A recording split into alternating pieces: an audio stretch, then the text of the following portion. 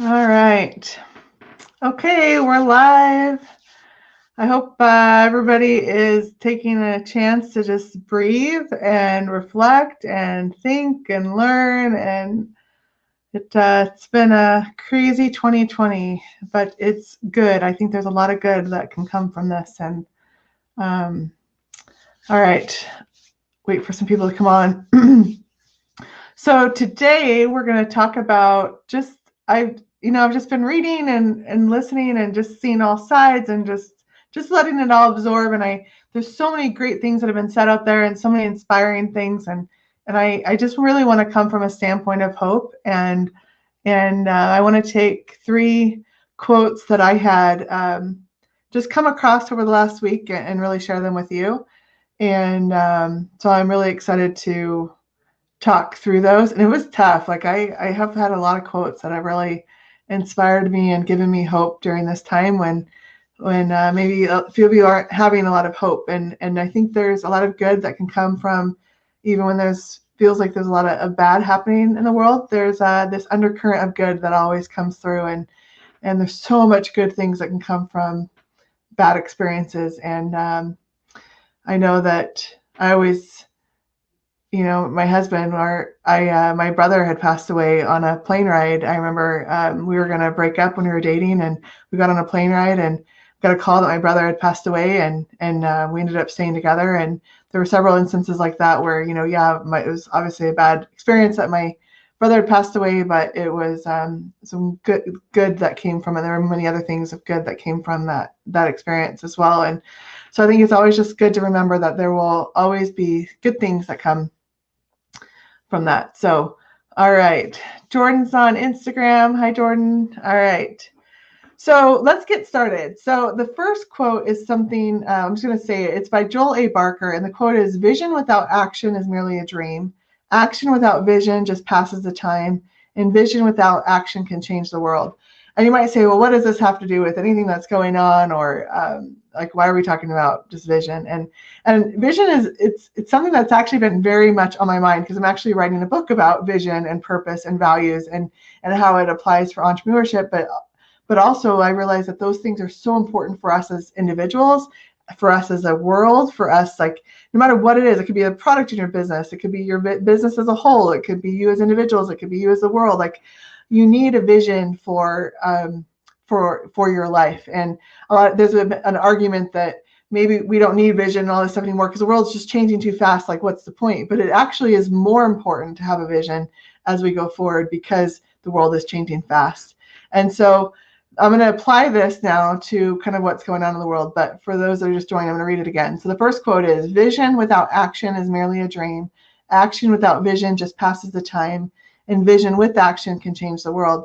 And the reason why this one hit me so hard is because I realized, like, there's so much opinion as far as how to change, and people are telling other people what to do and saying, you need to do this and you need to do this. And that's not going to inspire anybody to do anything. It's going to cause more fear and retraction, and then we'll just go back to the way things were. And I'm not willing to go back to the way things were. And so I went deep into my soul and my experiences, and I'm like, okay, what is it that can keep change happening? What is it that can get us breaking down some walls and getting us to have conversations and continue to talk to one another and see people for the good that we all have within us? And so I realized that there's so much divisiveness now. There's just polar extremes, far left, far right, that there's no central vision of, because I believe as people, we all want so much of the same things. The values we want are the same. Our legitimate needs we have as people are the same. And so because of that, if we're as people 80% the same, like with our needs and desires and all that, like, we should technically be pretty close to the center together, where, maybe one person is a little more far to the left, one person is a little more far to the right, but it's that tug of war that's healthy, because like they're coming more to the left maybe because they have different experiences that made them a little more to the left and ideas. And I'm coming from a standpoint of, okay, maybe I have these experiences over here. And so there's this natural tug of war, which is healthy, but we've gone away from that. And the reason why is because we're so far to the extremes, and we're assuming that it's fully black and white. There is no gradient scale, that it's very hard to compromise and to see all sides when we're this far apart. So if we can come back together, figure out a vision to come together as a central point, then we can have people get behind that vision. We can get people inspired to change the world, and we're all doing it for a common good to really improve the human experience, to make us all have better lives, become better versions of ourselves, right? That's what our common goal is. And I'm a Christian, so I always like to go to the two greatest commandments we have, which is to love the Lord thy God with all thy heart, might, mind, and strength, and to serve thy neighbor love thy neighbor as thyself. Regardless of if you're religious or not, I think like those are like we need to get back to loving people. And so I realized we're going to have more of this to come. So this is just a little bit of a teaser for things that my company and my team are working on. But our whole company has been formed and built around the concept of improving the human experience, simplifying the human experience and life. And that's why I always put life in there because we are all people. We used to segregate business over here and people over here. And it's like, no, like I love seeing a news person on their couch talking to the world. Like that to me is life and real, and I love it. And so we're going to be working at the center on some things to really figure out how to unify and bring people back to the center. Like we have in the center, we're made up of people that have different political backgrounds, race. We used to have, gays and we're going to constantly grow and evolve in that area. But we love that. Like we love that diversity and the experience that everybody brings. But to really be a part and have the strong culture we had to be in kind of in the center ground where, yeah, this person might believe this and we might believe this, but we're going to have a little bit of a tug of war, and it's healthy and it's good because we're all unified on improving the human experience and simplifying the human experience through business. And so that's why I wanted to say this quote. So I'll say it again. Vision without action is merely a dream. Action without vision just passes the time, and vision without action can change the world. And so what I realized is everybody's telling people what to do, but there's no unified vision. And if we're doing that, we're just passing the time, and then the time will go by and we're back to square one and we're not making change.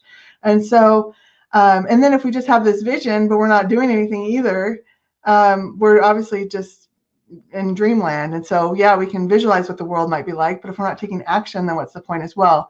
And so I realized what we need to do is put the two together. We need to have vision and we need to have action, and then together we can change the world. And so, not that, I don't know, I'm boiling the ocean with the center with everything we do for businesses. So why not boil this too? We're gonna really try to build a community of people that realize it's okay to think differently. It's okay to have different political views. It's okay. Like let's get back to the center, which is the name of my company. So how fitting is that? And unite as a people to really improve the human experience for all of us. I think we all want it. We all long for a lot of the same things. So let's not forget that. So that is why I chose that one as the first quote. And let me get to the next one. I have 4 and I've been debating which one to do because I'm like, oh, I can't choose. So last week I had said this quote, but I'm going to say it again because I think it's really important, and it's something that I personally have had to work through because I struggle with it, because we're American and we can do it all ourselves and we're strong and we don't need anybody's help and we don't need to be vulnerable. And so I'm going to read it again. It's by Brene Brown, and she says, somehow we've come to equate success with not needing anyone. Many of us are willing to extend a helping hand, but we're very reluctant to reach out for help when we need it ourselves. It is as if we've divided the world into those who offer help and those who need help. The truth is we are both. And again, that's another quote that really is getting us back to the center.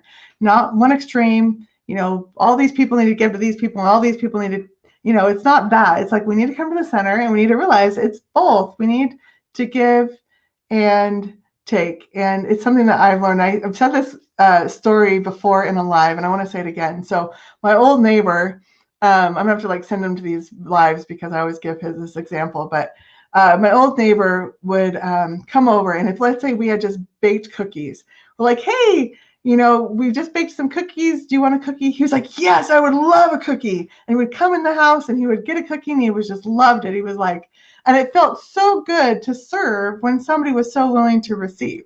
and gracious to receive and humble to receive, not expecting it as a handout, but just like very humble and gracious that we did that. And then, so that was grateful that he was willing to receive it. And then there was a situation when there was a birthday party, and we had left this birthday cake on the table, and it was obviously going to go bad because we were leaving for the weekend. He was going to take care of our dogs. That's why he knew the cake was there. And he calls us up and he's like, hey, there's this cake here sitting on the table, and I know you guys are out of town, and it's going to go bad if I don't take it. Is that okay if I take it? And it really taught me that, yes, it's also okay to ask for things. I mean, these are really basic examples, obviously, but I love it because it is such a raw, just really simple example of just something that wasn't big. It's not a grandiose thing that happened, but it influenced my life in a really big way because he was gracious when we offered him something, and he was also willing to ask for something when he's like, hey, I can probably use this, and you aren't using it. So he was also willing to ask. And so he was a perfect example of being willing to have that give and take, and willing to ask for help and receive help. And so I think, and I think about, I remember, like, with the company that I formed, the center, like it requires people to be willing to ask for help in their company, to be like, I can't do it all. I need help. Please, somebody help me. So naturally, we run across this all the time in entrepreneurship. We have people that are like, they hold close and like, no, this is my business and I can't get help, or I can do it all myself, and I'm weak if I can't show that I need help. And so we constantly run into this.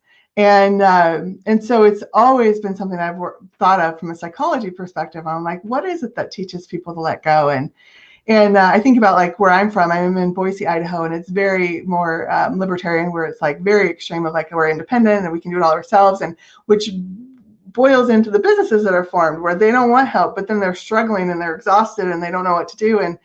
And so I was like, we need, again, come back to the center. This is going to be, maybe that's like what I'm just going to drill into all my lives. We need to come back to the center and realize we need help, and we need to ask for help, and we need to receive help. And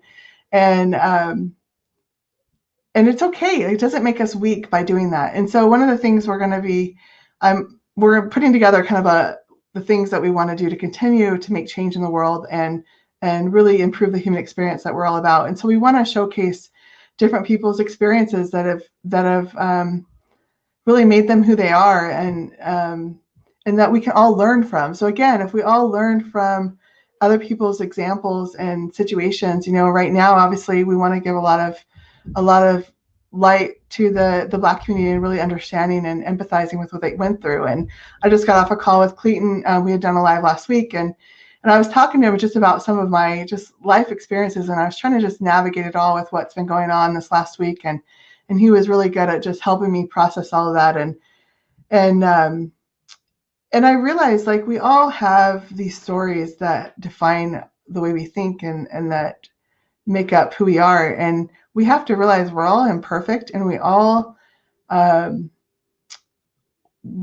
don't, like, the more you learn, I think the more you realize how much you don't know. Like, I hope we all learn, like, that's what we all need to agree on, is like, the more you learn, the more I hope we realize we don't know. So to do that, we need to be better about asking those, Clayton has mentioned this a couple times, going around those people in your close influence, sphere of influence, and saying, hey, I'm thinking of posting this. What do you think? And it allows you to see a little more objectively on if your mindset's really the way it should be. Because I think the more we realize that we don't know as much as we think we do, and that we can learn from other people, then the world will again go back to the center. And so that's going to be like my theme for this live, apparently, is how can we continue to bring us all, we're on these polar opposites, how can we continue to bring us back to the center and realize that we are more alike than we are different as people.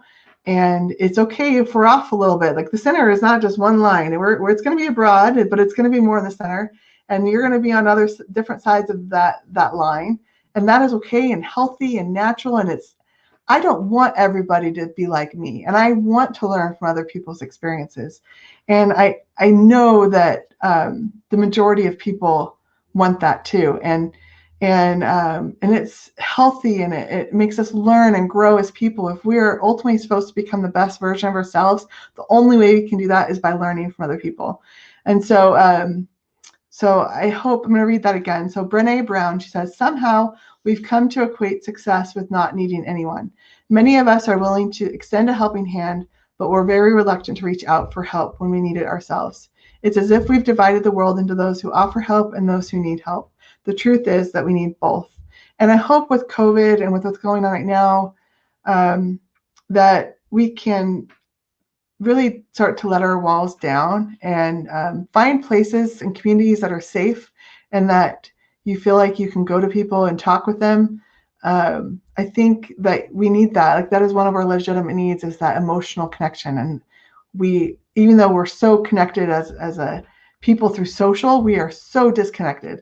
And so we really have to figure out how to get raw and vulnerable again, and realize that we all have trials. We all have things we're going through. Let's open them up and really start to gain understanding of that. Because the more I learn from other people, the more I love the human race so much more. Like, I love it. So I love all of you. So that was really sappy, but I really do. Okay. So the third one, all right, this is one I was debating which way to go. So I'm going to take this one. So somebody that's very dear to my heart in my church, who we call a prophet, was part of I just lost the name of the group. National Association for Advancement of Colored People is what the group was. And they had started about 2 years ago working together and finding common ground on where they started to realize how much they wanted the same things. And it was really cool to see these groups that come together that the stigma is that we don't want to work together, right? And to see the love that is between them. And so this quote was written by his name is President Russell M. Nelson. And the quote is, and whether you're religious or not, I think this applies, but this one was, again, a quote that touched me, and I hope it'll touch you. It says, unitedly, we declare that the answers to racism, prejudice, discrimination, and hate will not come from government or law enforcement alone. Solutions will come as we open our hearts to those whose lives are different than our own, as we work to build bonds of genuine friendship, and as we see each other as the brothers and sisters we are, for we are all children of a loving God. And the reason why I love that one is it's kind of what I was talking about prior to this, right? If we can come together and again, form those friendships, break down those walls and see each other for who they are and their experiences and their culture and the things that make them unique. With what we're trying to do, we're trying to make each other all the same. Like, I don't want that. Like, what's going to happen is the exact opposite of what we're trying to do.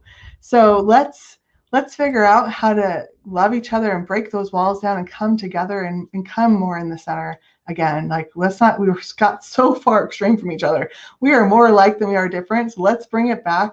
Let's start to have some open conversations. Let's start to understand one another and see each other's viewpoint and where they're coming from.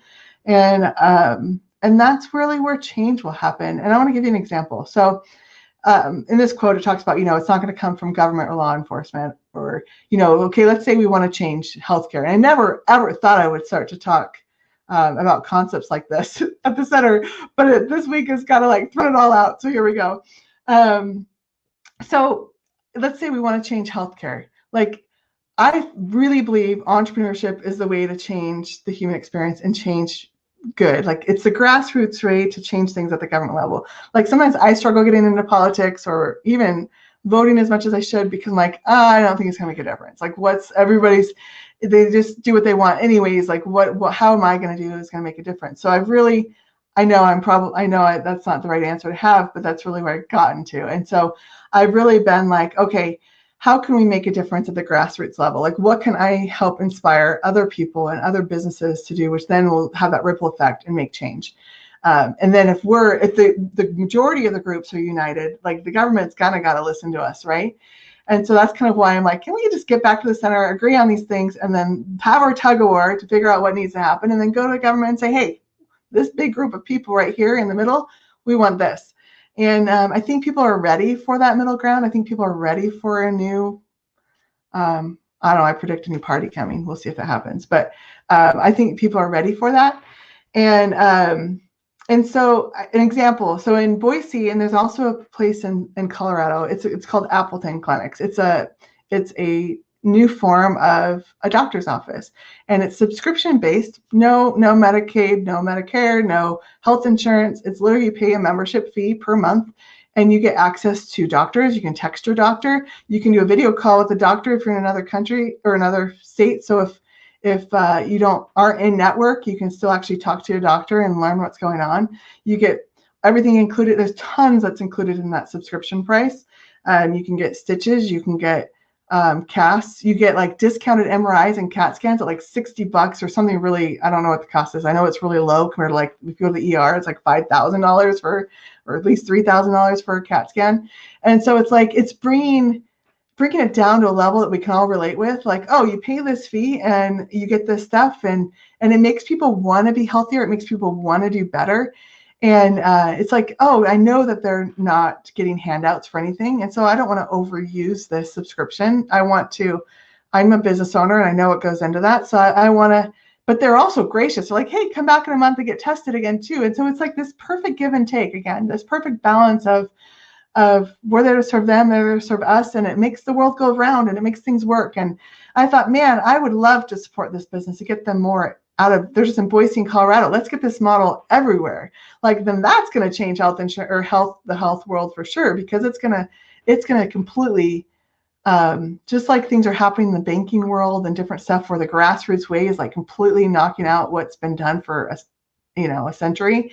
Like, that is what can happen with healthcare. Like, I know we're trying to change at the government level. We've tried all these things. How much money do we spend trying to change things? And that's not working. And I mean, I can't even afford the healthcare. I have to go use a Christian type healthcare because it's like because of how much it is to go through the marketplace. And so it's like, that's not working. So like, I'm not saying left or right. I'm not saying one way or other it's not working, but let's change it from a grassroots way and make a difference. And so that's kind of where my mind's at. And I've been talking with the team, and we're like, if we can help inspire the businesses that we work with to be innovative and creative with the models to use to help change the world. Like, there's this debate that's been going on about capitalism, and is capitalism bad and all this stuff. No, like, capitalism's great if we use it for good, but if we're only concerned about money and wealth, it's not going to work. But let's inspire capitalism from the perspective of having a vision and having a just cause that we're going to go and change the world, and having values that support that. Like, that's been a book that I've been writing is around that purpose, values, and vision. And like, if businesses have that, and we can inspire all businesses to be grounded upon that, and then they can go out and change the people that are working for them, change the people's lives that they're touching, whether they be consumers or businesses, and then that ripples into families, and that ripples into communities, and that ripples into the world. Like, I am so adamant that this is the way that we can have long-term change, and that it's not just going to go back to the way it was. Like, I was talking to Clayton, and he was talking about his it's okay, Clayton, I mentioned this, but he was talking about his dad about how, this is cycles. Like, this is typical things that happen, and then it goes back, and then it goes back to the way it was. Like, let's not go back to the way it was. Let's figure out how to make this actually shift and change. We are 2020. Like, this is, how cool is that? Like, vision, clarity, 2020. We will never forget this year. And because of COVID, we've been brought together as a people, and we've been brought together. I mean, there is no divide. Like, it affected everybody. And so it was the one thing that brought us all together. And then with what's been happening this last week with the Blacks and racism and things like that, it allows us to really become empathetic into that, and realizing, like, there are walls that we need to break down. There are areas we need to go into and help, and be willing to help carry their burdens. Not their backpacks, but their burdens. Like, they still have to hold their own weight, but we can go and help them, and we can say, hey, we got you. We can help you through this. We need to become aware. Right now, we kind of become aware of the Black community and what they're going through. There will be times when we need to go and make sure they're aware of other communities and cultures and things that are aware. Like, this is the time to really learn and open our eyes to the change that needs to happen in the world. And I'm not willing to go back. It's time to bring people together. It's time to break the walls down. It's time to figure out why we are more alike than we are different. What are those values that we all stand behind? What are those, what is the vision we all want for ourselves? What is our past? Like, to me, when I talk about purpose, I really think about our origin stories and our journey. So to do that, to understand our purpose as individuals and as a people, we have to understand our journey. And I told Clayton this again, sorry, I just spoke with him before this, so it's like fresh in my mind. But like, I'm all for special interest groups. I don't think those groups are there to show awareness for biases or discrimination or things that might happen in the world. I realize my purpose, though, is to bring people to the center. So my goal isn't to necessarily align with one special interest group or another. It's to align with all of them if their heart's in the right place, and figure out how we can bring people together and form this community for good. And so we really are, at the center, and for what I'm trying to do personally, like, I really am all about the human experience and improving and simplifying it, and making the line between business and life still professional, but realizing that we're all people businesses made up of people. And those, if we influence those people in business, those can now influence the families that they're a part of and the communities in the world. I know I keep saying that, but that's why I'm a true believer that entrepreneurship can change for good. Capitalism can be good if it's used for good. And so that's because of that. I'm going to tie this into my fourth quote, and this is the bonus quote. That's what we'll call it, because we had 3 quotes, so we'll call this the bonus quote to close. And there was a guy. I think you pronounce his name Tocqueville, Alexis de Tocqueville. I'm sorry, I am terrible with announcing or names. So, but he said, America is great because she is good. If America ceases to be good, America will cease to be great. And I've always believed that, like, even in the business world, it's not about being a great company, it's about being a good company. Like, what is the impact and the contribution you're making to the world? And we need to get back to that in business. So when we talk about business, and what's the point? Like, if we're not doing this because it's a calling and we can make a difference, like what's the point? So I love all of you. I'm really excited about where we're headed. I have hope for the future. I have hope for what's coming. I'm optimistic. I always look at trials as a way for change and for good, and to really see, okay, what can I learn from this? What can I grow, and what can I do? So I hope those are great. I will figure out, I'll get with the team and get these quotes put into a document somewhere, and let's post them into this live feed. And then maybe we can make a post. I think Mayanne was on here. Mayanne, why don't we make a post with these 3 quotes? And maybe on Instagram, we can make them as 3 separate, one post, but with 3 separate pictures to accompany it. So we'll figure out a way to get these quotes to you.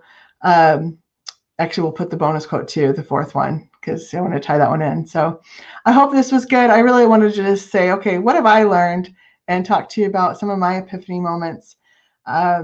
Just before this, like I said, I was talking to Clayton, and I said, can I just talk to you for a minute? I said, this last week, I've just been literally processing the last decade and a half of my life and my experiences. And I'm like, I feel like all these experiences were for a reason, to prep me for this moment. And I've had a lot. Like, I realized, like, I've been well grounded on all these different things, and I have a lot more to learn, but I've also learned a lot.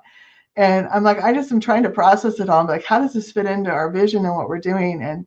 And we really realize that we're really trying to bring people back to the center. We really want to see people for people, really improve the human experience.